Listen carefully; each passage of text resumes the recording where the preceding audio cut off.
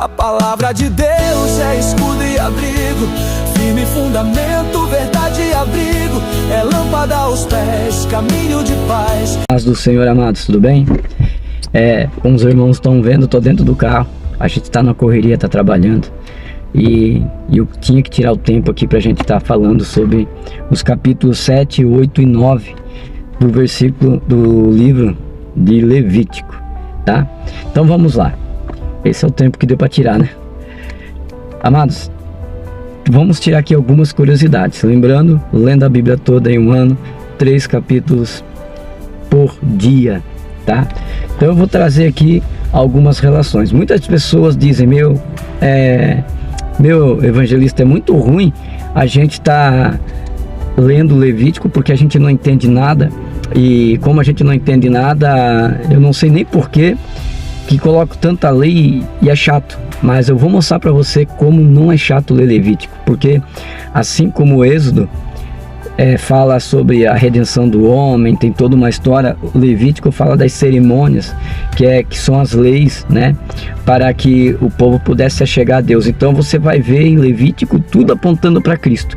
Então vamos, a partir de agora, pegar aqui alguns pontos, tá bom? A partir do capítulo 7, a gente vai ver aqui a oferta pela culpa, que vai do versículo 1 até o versículo 10. Então, aqui tem 4 curiosidades. A primeira está no primeiro verso. Esta é a lei da expiação pela culpa, coisa santíssima. Ou seja, a oferta de alimentos e a oferta pelo pecado e a oferta pela culpa são denominadas santíssima. O holocausto e a oferta de paz eram santas, né? Então todas essas ofertas, todo esse sacrifício eram considerados santos e os sacerdotes tinham que fazer na regra, na íntegra.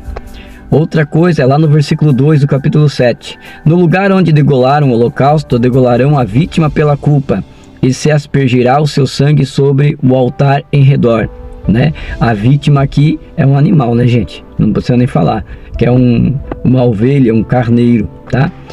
Então, ou seja, o holocausto e as ofertas pelo pecado e pela culpa imolados sobre o mesmo lugar indica a unidade da morte de Cristo em seus 2 aspectos. No Gólgota, ele foi em um momento e ao mesmo tempo amaldiçoado por Deus, como oferta pelo pecado e pela culpa, e amado pelo Pai como o holocausto, né? Porque o próprio salmista diz que ele se fez maldito, né? Porque a palavra de Deus diz que todo homem maldito seria morto no madeiro. Então ele se fez maldito e ao mesmo tempo ele foi um sacrifício por mim e por você na cruz do Calvário. Tremendo, né?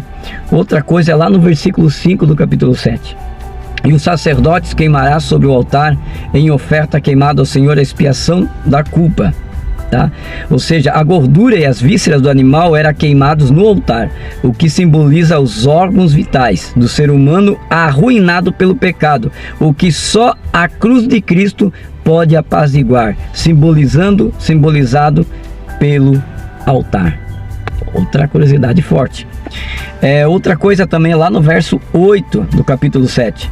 Também o sacerdote que oferecer o holocausto de alguém, o couro do holocausto que oferecer será para ele. Ou seja, a pele do animal tirada indica o fato de que esse pecado era mais que simplesmente superficial, vai até os órgãos vitais do ser humano. Tremendo isso aqui, né? O pecado ele entra nas entranhas, não é só exterior, mas também é interior. Tá? Aí lá do versículo 11 até o versículo de número 21, nós vemos a oferta pela paz. Então a curiosidade começa, tem uma curiosidade aqui no versículo 11 do capítulo 7. Esta é a lei do sacrifício pacífico que se oferecerá ao Senhor. Ou seja, tinha a ver com o indivíduo que levava o sacrifício. Uma porção deveria ser comida por ele e a outra porção pelo sacerdote. A gente viu isso lá no verso, vai ver isso no verso 28 e 34, tá?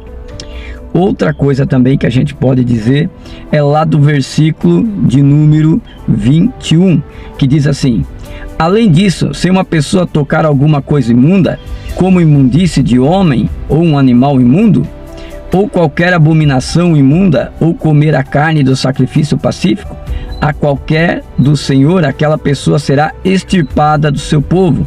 Ou seja, não podia tocar em corpos mortos ou tocar em pessoas em enfermidades como lepra. E também a gente vai ver lá na frente que a mulher que tivesse naqueles dias, ela estaria imunda segundo a lei. Então o homem não podia tocar nela. E onde ela sentasse, o homem não podia sentar também, senão ele ficaria imundo e teria que ali, a gente vai ver mais para frente, ainda nos capítulos 8 e 9, que ele se purificaria por 7 dias, tá? Então, a limpeza cerimonial era obrigatória antes de alguém comer a oferta pacífica. A desobediência desse requisito resultava na morte.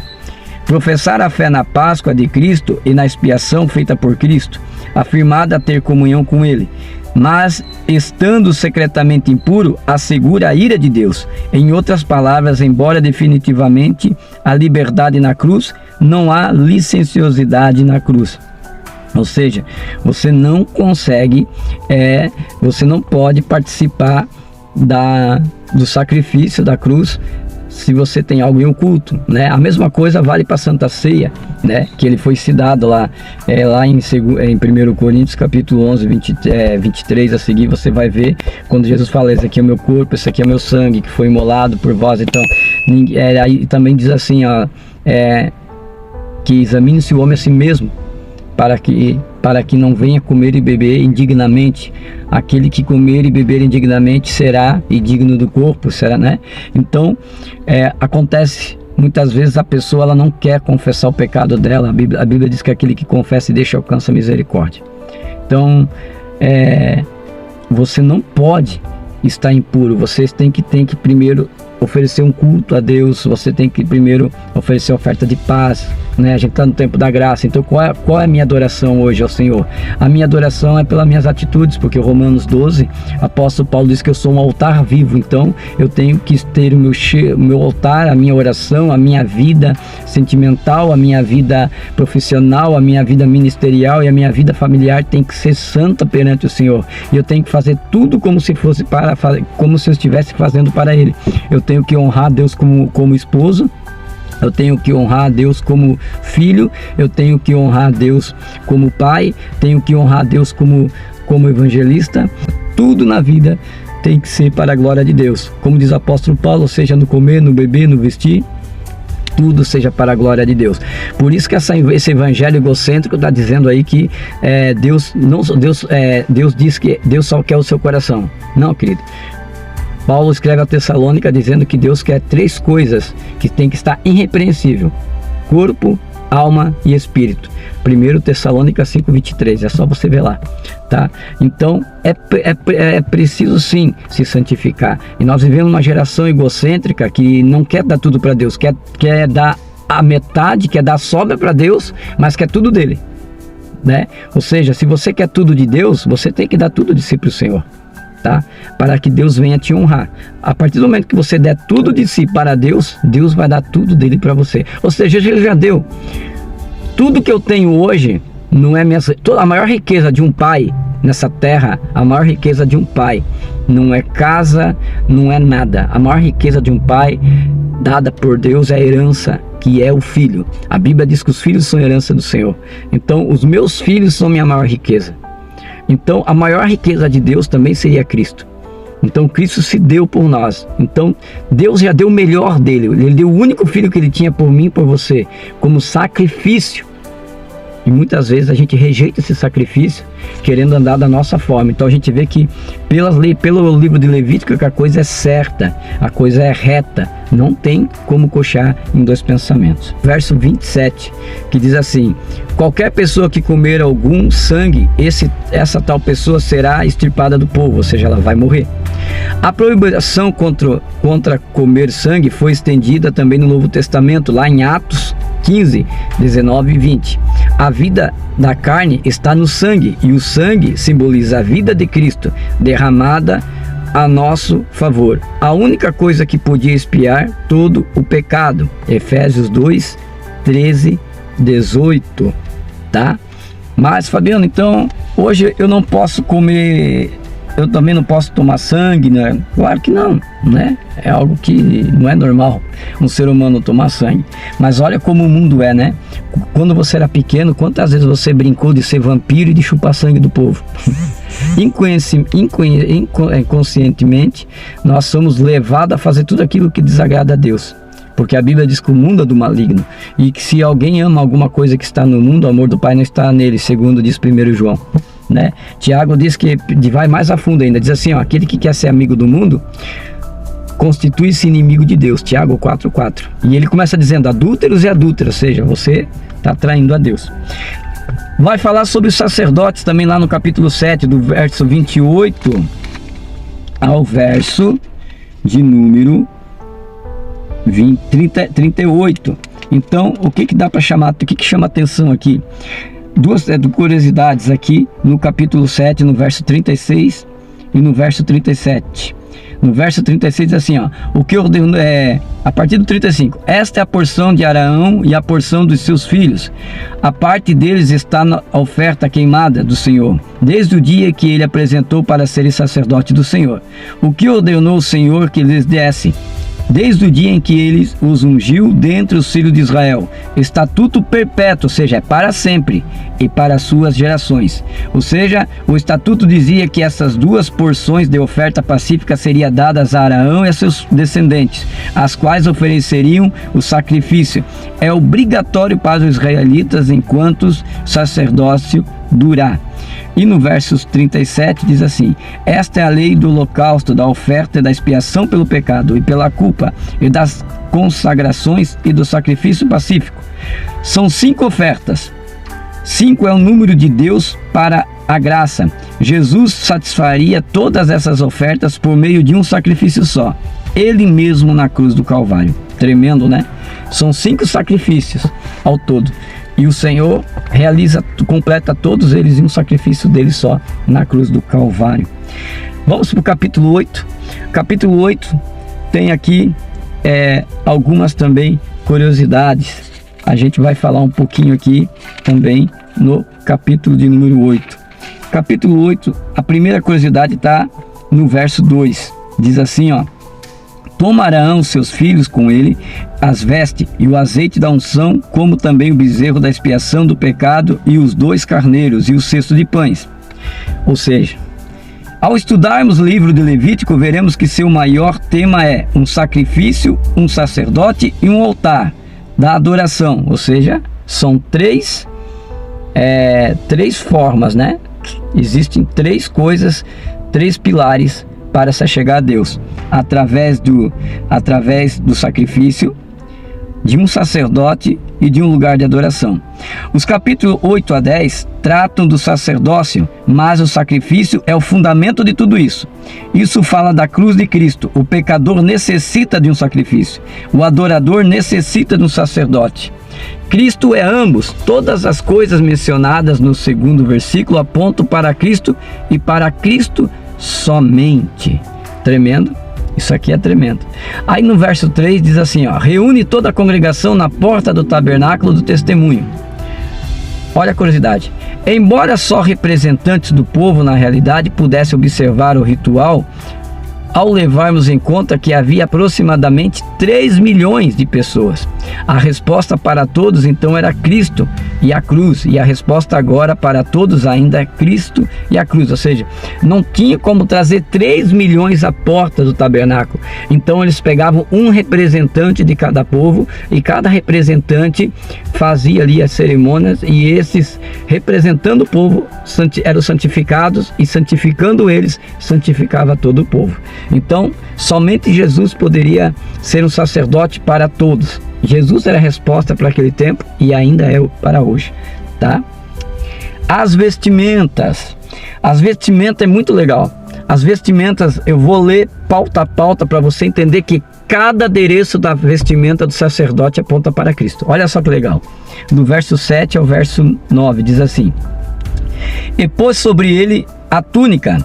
A túnica fala da santidade de Cristo. E rodeou com o cinto. O cinto fala do serviço de Cristo à humanidade.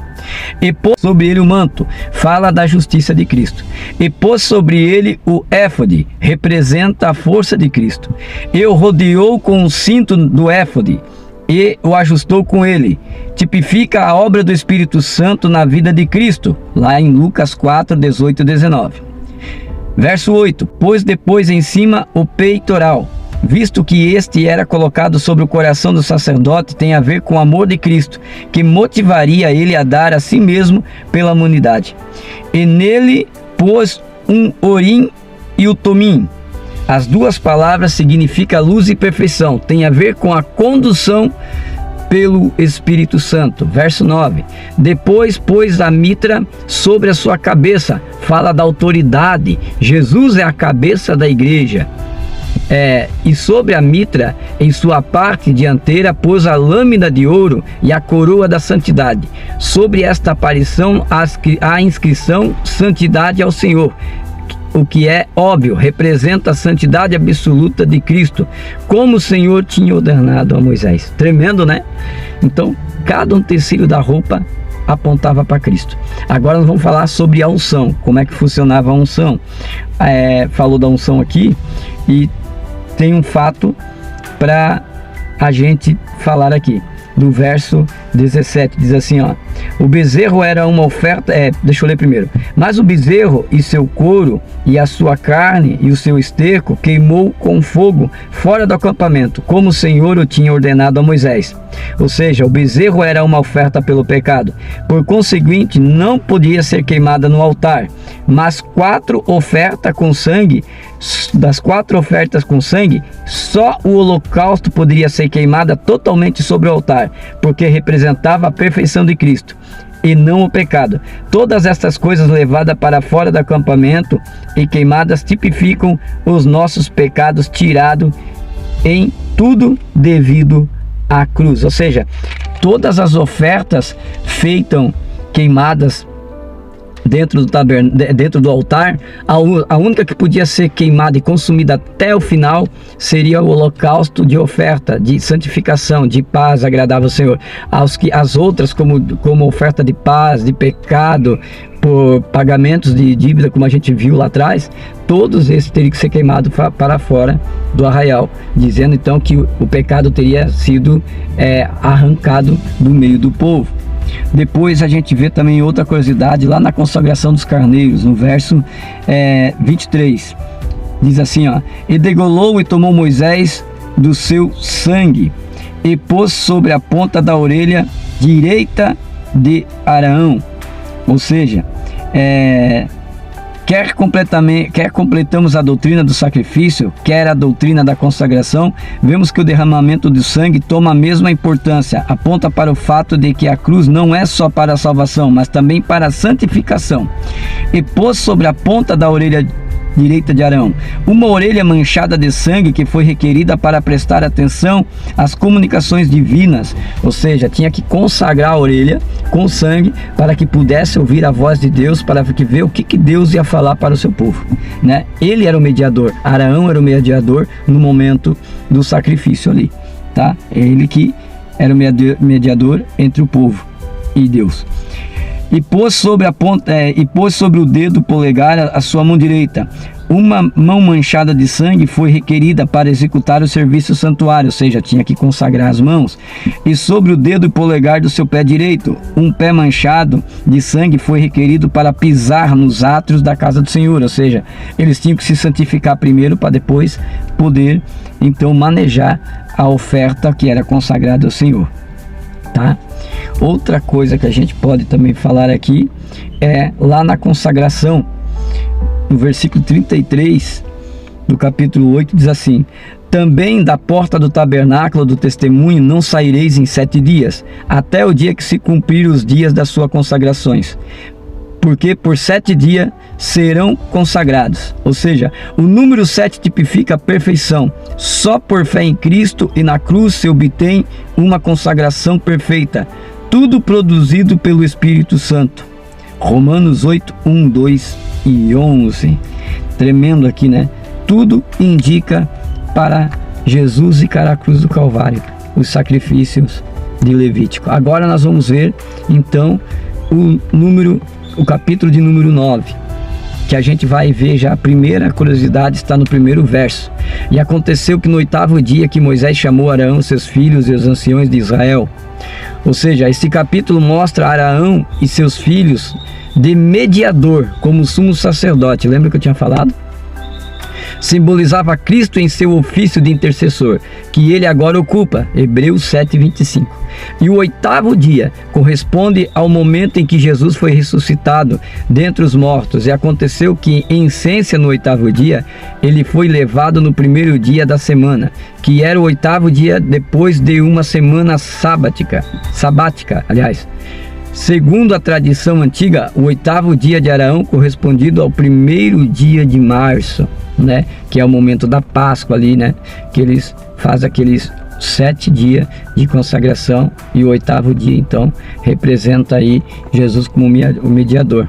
Outra coisa também para falar sobre o capítulo 9 é lá no verso 8, diz assim, ó: então Arão se chegou ao altar e degolou o bezerro da expiação que era oferecido por si mesmo. Ou seja, Arão, embora fosse grande sumo sacerdote, era um pecador que necessitava da graça salvadora de Cristo. Então, até o próprio sacerdote, a gente achava que o sacerdote não precisava fazer sacrifício por ele, né? Mas não, até o sacerdote, para entrar no Santo dos Santos, até o sacerdote para poder movimentar com as mãos e entrar no Santo dos Santos, ele tinha que sim fazer um sacrifício por ele, pelos seus pecados, e seus filhos também, tá?